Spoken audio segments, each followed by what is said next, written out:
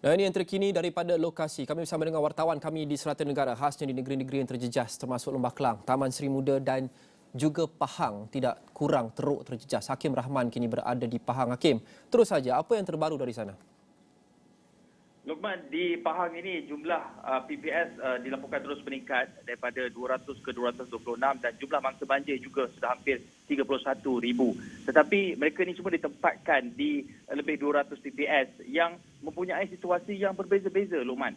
Contohnya ketika ini saya di Raub, Pahang, di Kuala Sementan ataupun di PPS Balai Raya Kuala Sementan yang hanya menempatkan 28 mangsa di PPS ini. Betul tidak ramai berbanding dengan kawasan-kawasan lain. PPS-nya hanya 28 orang saja daripada 11 keluarga. Tetapi mereka ini sukar untuk mendapat bantuan. Kenapa saya katakan sukar? Kerana jalan nak masuk ke kampung ini yang berada di belakang saya ataupun jalan nak masuk ke PPS ini yang berada di belakang saya dan juga di laluan lain, ianya dinaiki air. Dan bantuan daripada pihak JKM sukar sampai. Tetapi pihak JKM, pegawai JKM memaklumkan kepada saya bahawa mereka telah mencuba sedaya upaya untuk membawa bekalan kepada mangsa di PPS ini. Mereka menggunakan aset-aset daripada agensi penyelamat yang lain seperti tentera, pejabat daerah, mungkin APM untuk ataupun bot di bilik penduduk kampung untuk membawa bekalan. Kerana mereka ni sudah ibarat berada di pulau, dikelilingi air, digenangi air dan agak sukar untuk memasuki kawasan ini. Tapi itu di PPS di Raub ini, di salah satu PPS di Raub. Di kawasan lain contohnya di Bentong situasi berbeza. Air sudah surut, penduduk sudah boleh keluar dari PPS bukan untuk check out ataupun keluar terus, tapi mereka dah kembali ke kediaman yang airnya telah surut. Cumanya mereka berdepan dengan cabaran lain, iaitu cabaran untuk mengurus atau mengemas membaik pulih kediaman mereka yang musnah.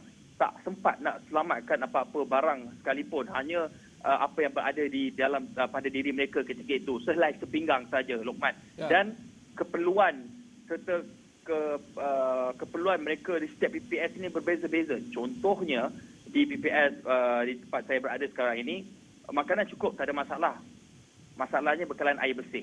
Bekalan air bersih tak cukup. Tapi itu di PPS ini, di PPS contoh di PPS Bukit SK Bukit Piatu, makanan cukup, tak ada masalah. Kurang pula barang nak kelengkapan untuk tidur, tilam, tikar dan sebagainya, Luqman. Ya. Hakim, apa pula perkembangan berkenaan dengan COVID-19 dari Pahang? Kerana kita difahamkan sudah muncul kes-kes di PPS ini, kita faham dalam keterdesakan orang ramai untuk menyelamatkan diri, mungkin kadang-kadang mereka sukar untuk mendapatkan keperluan seperti pelitup muka untuk menjaga SOP kerana kena menjaga anak-anak kecil dan sebagainya. Ada sebarang perkembangan berkenaan dengan penularan COVID-19 di mana-mana PPS di Pahang? Setakat ini tidak ada lagi dilaporkan sebarang penularan kes COVID-19 di PPS, tetapi ada perkara yang merisaukan hasil daripada temu bual saya bersama dengan mangsa-mangsa berada di PPS. Mereka ada menyatakan bahawa terdapat kelibat individu yang mempunyai gelang berwarna merah jambu berada di PPS itu, dan ini difahami kerana salah satu PPS di Bentong contohnya, mereka difahamkan PPS itu sepatutnya dijadikan sebagai lokasi untuk buat saringan. Jika mereka lulus saringan kesihatan COVID-19 baru dihantar ke PPS yang lain.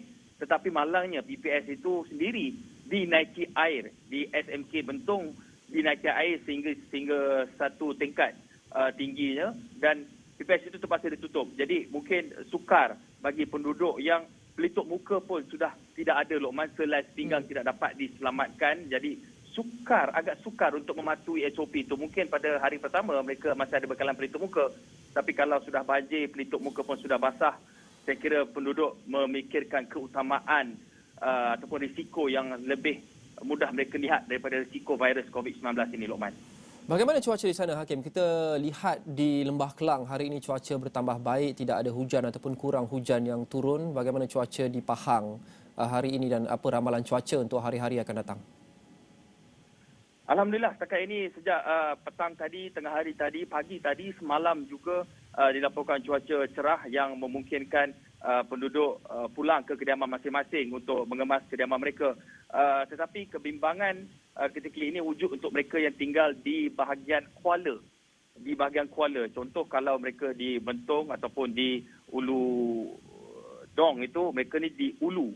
Jadi air itu sudah melalui ke kawasan sungai ke kawasan hulu seperti di Lipis contohnya, antara kawasan yang masih lagi dilaporkan mempunyai air termenung, banjir termenung kerana di bahagian hulu, di bahagian Kuala.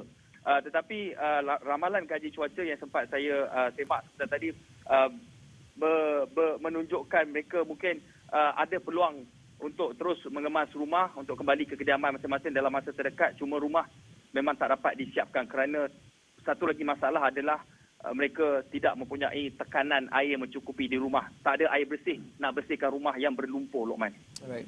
Terima kasih Hakim Rahman. Terus jaga keselamatan di sana tak kala membuat liputan untuk membawakan yang terkini kepada kami dan juga rakyat Malaysia. Dan selepas ini kami akan bawakan juga perkembangan dari serata negara di semua lokasi yang terjejas termasuk di Ibu Negara dan sudah tentu di Taman Seri Muda Shah Alam.